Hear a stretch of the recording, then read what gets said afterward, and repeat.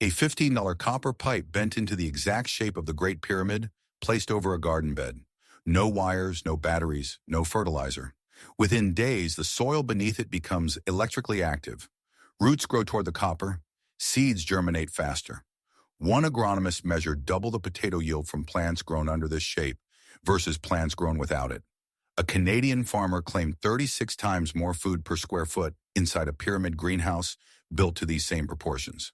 A Czech radio engineer spent 10 years proving to a government patent office that this shape has measurable physical effects on matter, and they granted him the patent. The shape is a pyramid. The angle is 51 degrees. The material is copper. And the reason you have never been taught this in any gardening book, any agriculture class, or any extension office is the same reason you have never been taught about earth batteries or biochar. It does not require repeat purchase. This is the electric soil secret. When the right geometry meets the right metal over the right soil, a passive energy system forms that collects atmospheric charge from above, generates biological electricity from below, and feeds plants from 4 directions at once with zero ongoing cost. But before I reveal the full system, if you are a backyard grower sick of paying for toxic fertilizers, I have put together a free harvest blueprint for you. It reveals 7 zero-cost fertilizers that actually outperform Miracle-Gro and the lazy no-dig method that eliminates weeding permanently. One of my readers, Dan, used the fertilizer trick inside, and his tomatoes grew double the size of his neighbors. To get instant access to the blueprint and a weekly forgotten gardening hack, click the first link in the description below or scan the QR code on the screen right now if you are watching on TV. The science stretches back to 1841. The suppression stretches back to 1936. And the entire system costs less than a bag of Miracle. Story starts not with a pyramid, but with a razor blade. In 1949, a Czechoslovakian radio engineer named Karel Drbal walked into the patent office in Prague with an application that would take a decade to approve. His invention was a small cardboard model shaped exactly like the Great Pyramid of Cheops. Its purpose, according to the filing, was to maintain the sharpness of razor blades without any external source of energy. No mechanical sharpening, no chemical treatment, no electricity, just a hollow pyramid made from a material that does not conduct electricity. Oriented so that its 4 sides face the 4 cardinal directions, with a razor blade resting inside on a small platform at 1/3 of the pyramid's height. The patent examiners told him to leave. Drbal did not leave. He spent years developing a theoretical basis for why the device worked, arguing that the pyramid shape concentrated the Earth's magnetic field lines, creating a microenvironment that restored the crystalline structure of the blade's edge. The theory was unconventional. The results were not. The chief patent examiner, a metallurgical specialist, took a prototype home and tested it personally for 10 years. 16 razor blades completed 178 shaves total, an average of 111 shaves per blade. Without the pyramid, each blade lasted about 5. In 1959, patent number 91304 was granted by the Czechoslovak Republic. Now here's the detail that changes everything. Drbal's patent states that the pyramid was tested, but adds that other geometric shapes may also produce regeneration. He was not claiming that pyramids are magic. He was claiming that specific geometric proportions interact with electromagnetic fields in measurable, repeatable ways. The pyramid was simply the most effective shape he tested, and the one feature that made it work was the angle, 51 degrees and 52 minutes. The exact angle found on the casing stones of the Great Pyramid of Giza. That angle is not arbitrary. When a 4-sided pyramid is built to that slope, something extraordinary happens mathematically. The perimeter of the base divided by twice the height equals pi, 3.1159. The slant height of each face divided by half the base length equals phi 1.618. The golden ratio. A single geometric structure encodes the 2 most fundamental constants in mathematics simultaneously. No other pyramid angle does this. No other 3-dimensional shape does this. The builders of Giza either knew these numbers or stumbled upon a proportion so perfectly tuned to the mathematical fabric of reality that it encodes both constants to 3 decimal places of precision. The chance of that happening by accident has been calculated at roughly 1 in 500. Here is the shareable detail. The golden ratio 1.618 is the single most recurring proportion in biological life on Earth. It governs the spiral of a nautilus shell, the arrangement of seeds in a sunflower head, the branching pattern of oak trees, the proportions of the human skeleton, and the double helix of DNA itself. A copper pyramid built to the Cheops's angle is not built to a random ratio. It is built to the ratio that living organisms already use to organize themselves. The pyramid's geometry speaks the same mathematical language as the biology beneath it. That fact alone should stop you in your tracks. But Karel Drbal was working with cardboard. What happens when that same shape is built from the second most electrically conductive metal on Earth?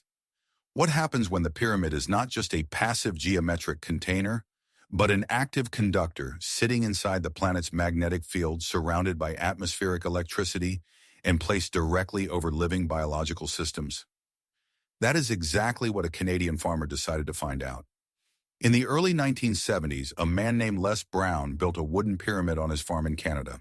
Not a model, a full-size structure, 16 ft on each side at the base, 11 feet high with walls sloped at exactly 51 degrees to match the Great Pyramid. He covered 3 sides with plexiglass and used the north wall for insulation. Then he started growing food inside it. The results were immediate and dramatic. Cucumbers grew several inches in a single night. Tomato plants produced fruit at a rate Brown had never seen in decades of farming. He estimated that his pyramid greenhouse produced roughly 36 times more food per square foot than any conventional growing space. But it was not just the volume. The quality was different. Plants grown inside the pyramid were visibly healthier, exhibited less insect damage, and produced fruit with richer flavor than identical varieties grown outside. Brown discovered something else. He placed water inside the pyramid for several days, then used it to irrigate plants growing outside the structure. The pyramid-treated water produced measurably better growth than untreated water from the same source. He placed food inside the pyramid and found that it dehydrated instead of rotting. Bananas remained edible for weeks. Meat dried into jerky without spoiling. Milk did not sour. The same preservation effect that Antoine Bovis had reported after visiting the King's Chamber of the Great Pyramid in the 1930s, where dead animals had mummified instead of decomposing. Think about what that means. A hollow geometric shape with no power source, no refrigeration, no chemical treatment was preventing bacterial decomposition. Something about the proportions of the space was inhibiting microbial activity. That is not mysticism. That is an electromagnetic effect, and it was repeatable across every pyramid built to the correct angle. Brown published his findings in a book called The Pyramid. He shared his construction dimensions freely. He encouraged everyone to experiment. And then he made an observation that nearly cost him his life. He connected the apex of his largest pyramid to the ground directly beneath it using sheep's wool threaded between 2 copper attachments. The energy discharge blew him 20 ft across the ground before he could complete the connection. Had he used metal wire instead of wool, he believed the current would have killed him. He never experimented with pyramid electricity again. He stuck to plants, but the implication was impossible to ignore. The pyramid was not just preserving food and accelerating growth. It was concentrating energy, real physical, measurable energy. And when it was given a conductive path to ground, that energy moved. Les Brown worked with wood and plexiglass. Karel Drbal worked with cardboard. Imagine what happens when the same structure is built from copper, a material with an electrical conductivity of 59 million Siemens per meter, second only to silver, and placed directly over living soil filled with moisture, minerals, and billions of electrically active microorganisms. A Ukrainian defense contractor did not have to imagine. He built 50 of them. In the early 1990s, Alexander Golod began constructing pyramids across Russia and Ukraine. Not small garden models, massive fiberglass structures, the tallest standing 144 ft high and weighing 55 tons. By 2010, more than 50 pyramids stood across the former Soviet Union. Golod deliberately avoided any metal in the construction using PVC pipe frames covered in fiberglass sheets. His pyramids were built to what he called the golden section ratio, a steeper profile than the Giza pyramid, but still rooted in the same mathematical constant phi. What made Golod different was access. He coordinated research teams across prestigious Russian institutions, including the Mechnikov Scientific Research Institute and the Ivanovsky Institute of Virology. Over a decade of experiments, agricultural seeds placed in the pyramids before planting reportedly showed yield increases of 30 to 100%. The pathogenic strength of viruses and bacteria decreased after exposure, and the single most extraordinary claim came from the Russian military. Radar installations detected an energy column extending vertically from the apex of the largest pyramid into the upper atmosphere. It was visible on radar, but with no physical structure. A coherent beam of energy radiating upward from a geometric shape. Now, I need to be transparent with you. Golad's research has drawn significant criticism. No peer-reviewed Western journal has confirmed these results. Critics note the studies relied on observational inference rather than controlled double-blind methodology. Some visitors reported feeling nothing. The scientific consensus in the West does not support Golad's claims, but his research was not conducted in isolation. Multiple Russian scientific institutions participated over more than a decade, and the agricultural results align with what Les Brown documented in Canada and what Van Doorn has demonstrated in Europe. And there is one piece of evidence that skeptics have a harder time dismissing.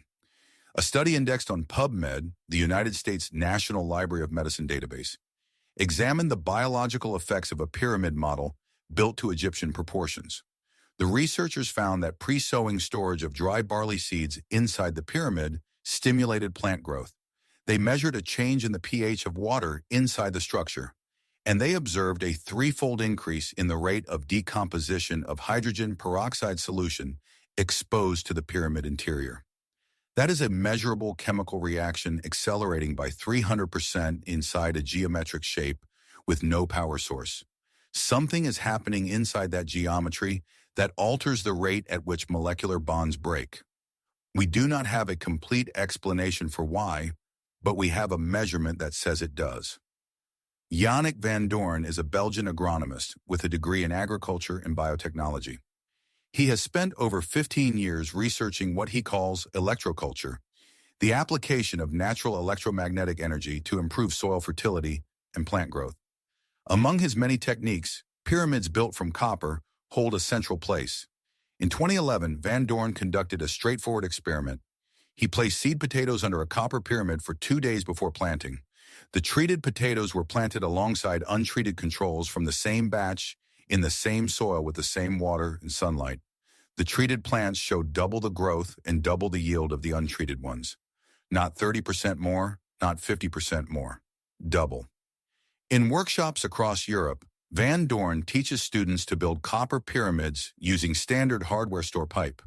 He reports that a copper pyramid placed over a garden bed can produce more than 40 potatoes per plant compared with the normal 5 to 10.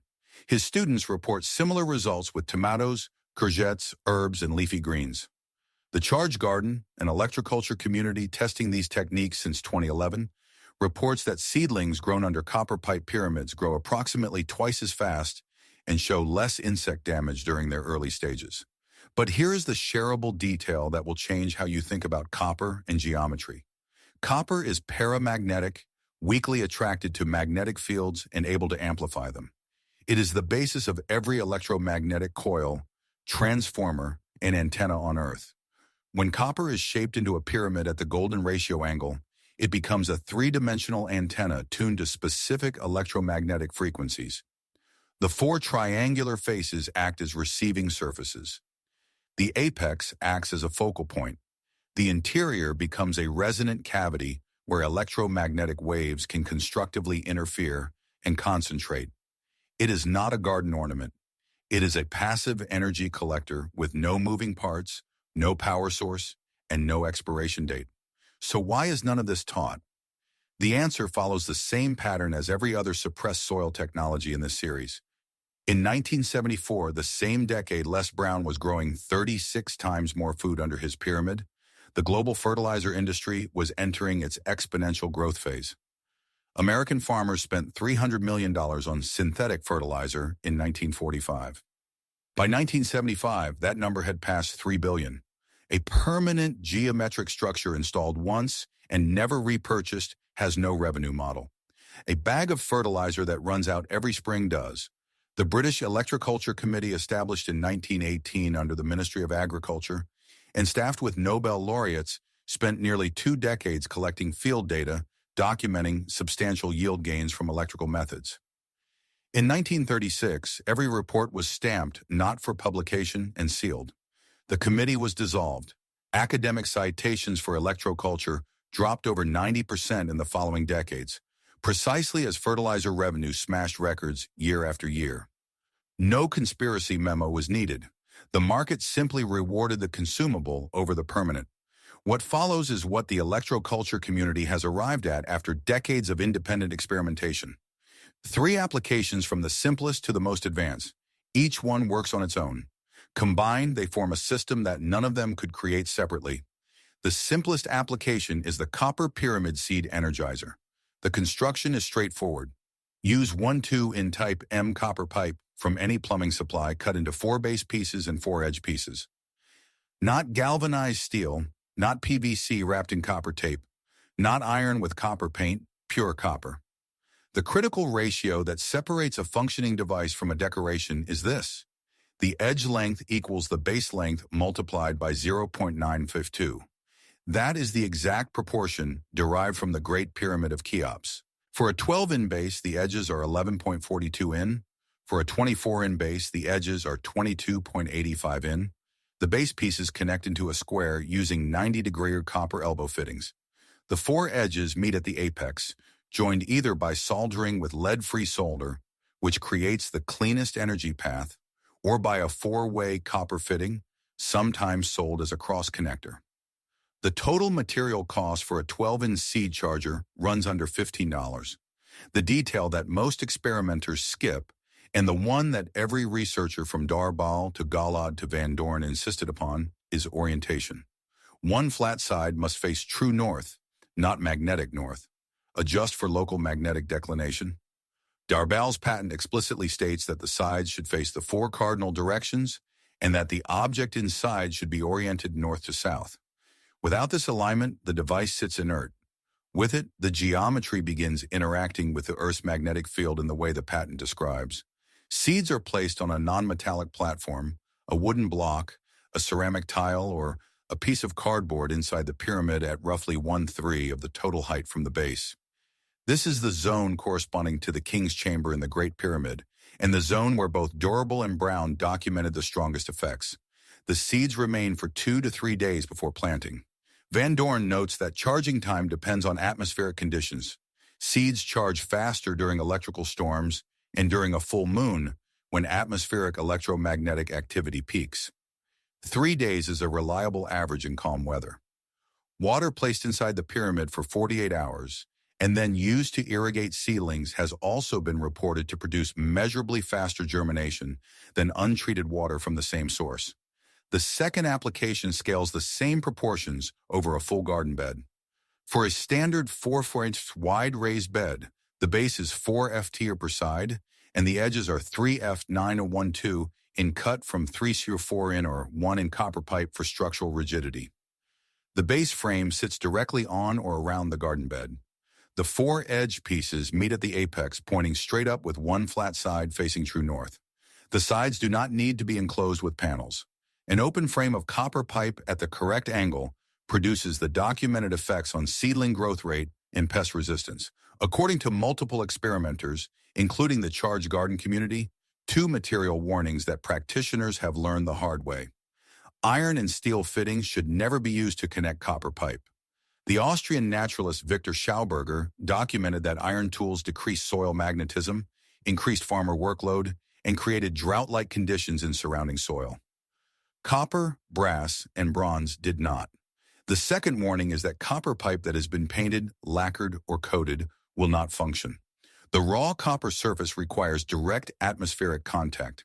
The green patina that develops over time is copper carbonate.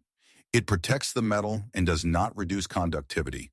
It should not be scrubbed off. The third and most advanced application is where the copper pyramid connects to the underground system that turns a garden bed into a self-feeding, self-watering, electricity-generating organism. This is the configuration that nobody in mainstream agriculture is talking about.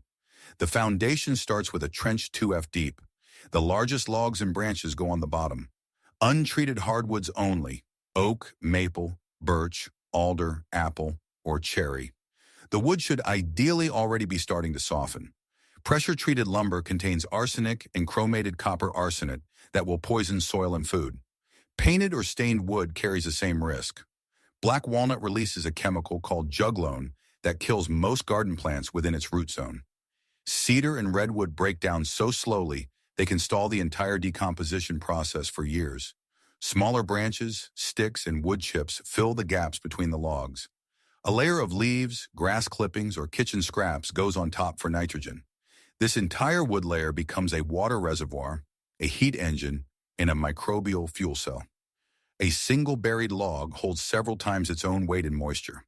During dry spells, that stored water wicks back into the surrounding soil. The decomposing microbes generate thermal energy as a byproduct and release electrons, actual electrical current, directly into the surrounding ground. Experienced builders report that irrigation becomes unnecessary entirely after the second year. On top of the wood goes the charcoal zone. Use clean hardwood lump charcoal, not briquettes soaked in lighter fluid and bonded with petroleum binders. Natural lump hardwood charcoal can be bought from the grilling section of a grocery store or made at home using the safest backyard method.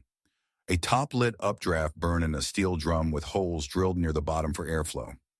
Always do this outdoors in a clear area away from structures, never enclosed with water nearby. Once cooled, the charcoal is crushed to roughly gravel-sized pieces between 1/4 in and 1 in. Here is the step that separates success from disaster. Fresh charcoal must be charged before it goes into the ground. Uncharged biochar is chemically hungry. Its massive internal surface area, up to 9,000 square ft per gram, will absorb nutrients from the surrounding soil like a sponge, temporarily starving the plants instead of feeding them. The charging process is simple. The crushed charcoal soaks for at least 48 hours in compost tea, worm castings dissolved in water, diluted fish emulsion, or diluted urine at a ratio of 1 part urine to 10 parts water. This loads the microscopic pores with nutrients and beneficial microbes. So the biochar starts giving instead of taking from the moment it enters the ground. The charged biochar is then mixed into compost at roughly 10 to 15% by volume and spread 4 to 6 in deep on top of the buried wood. This charcoal layer becomes a nutrient magnet, an electrical conductor, and a permanent microbial habitat. It will not decompose. It will still be in the ground 100 years from now, still holding charge, still attracting nutrients, still hosting billions of microorganisms. The top layer is 6 to 8 in of garden soil. This is the root zone, and this is where the galvanic earth battery is installed. A 6-in piece of copper pipe goes into the soil on one side of each plant. A single galvanized zinc nail goes on the other side, about 8 to 12 in apart and 6 in deep. 1 pair per plant is the limit. Too much zinc accumulates over time and stresses the plants.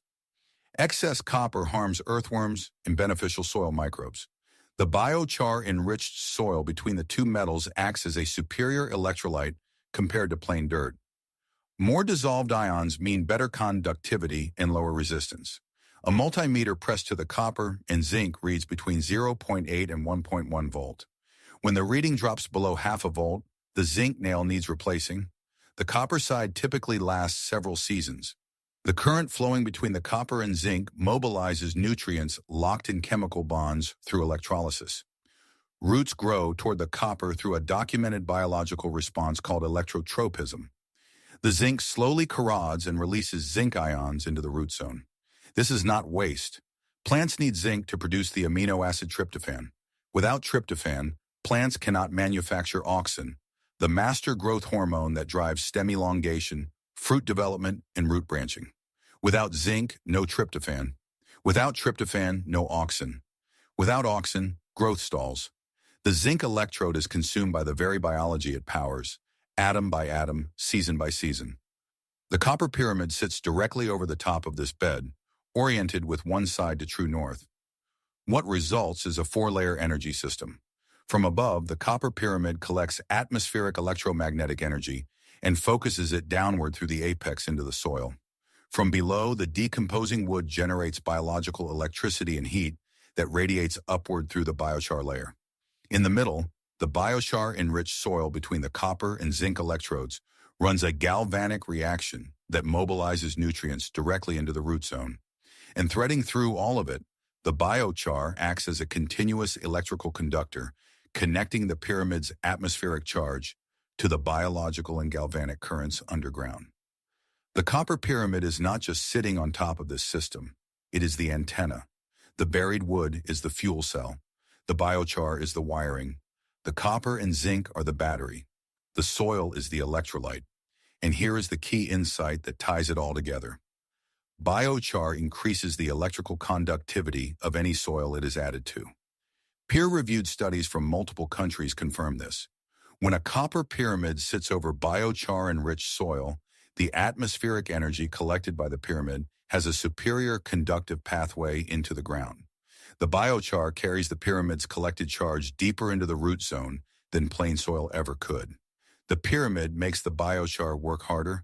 The biochar makes the pyramid reach further.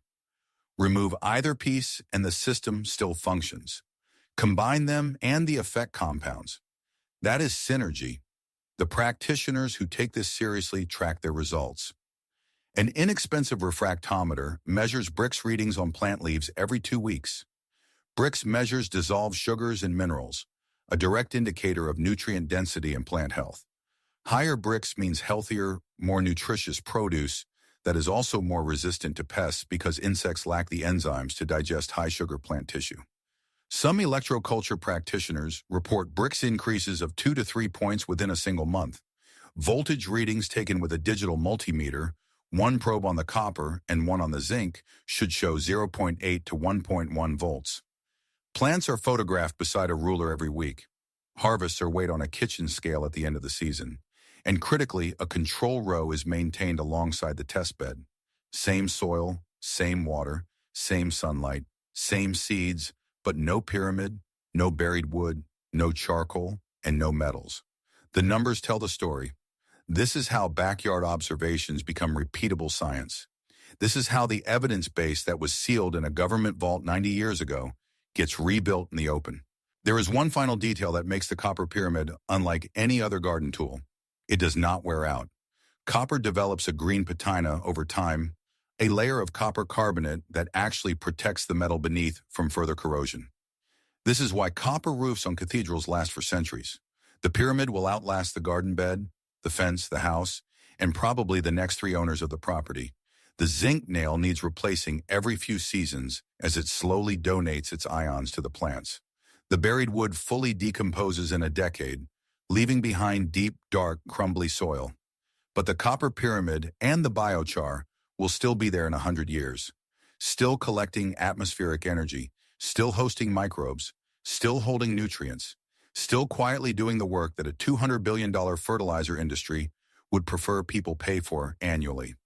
Instead, the ancient Egyptians aligned their pyramid to true north with an accuracy of 1/15 of a degree.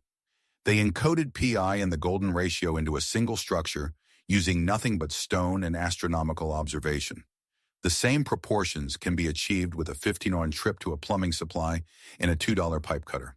The experiment is cheap. The risk is zero. The only variable left is whether it gets built or scrolled past. The fertilizer industry is worth over $200 billion a year. The pesticide market adds another $60 billion. Both depend on repeat purchases every single season. A copper pyramid costs $15 and lasts forever. Biochar costs about $4 a bag and persists for centuries. A galvanized nail costs pennies.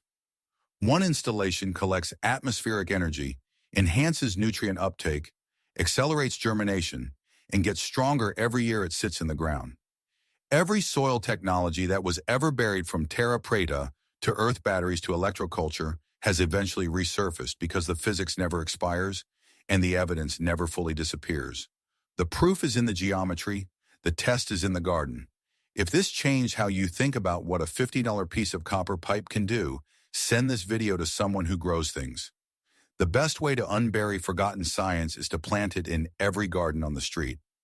If this story changed how you look at the hidden potential of your garden, please subscribe and like the video.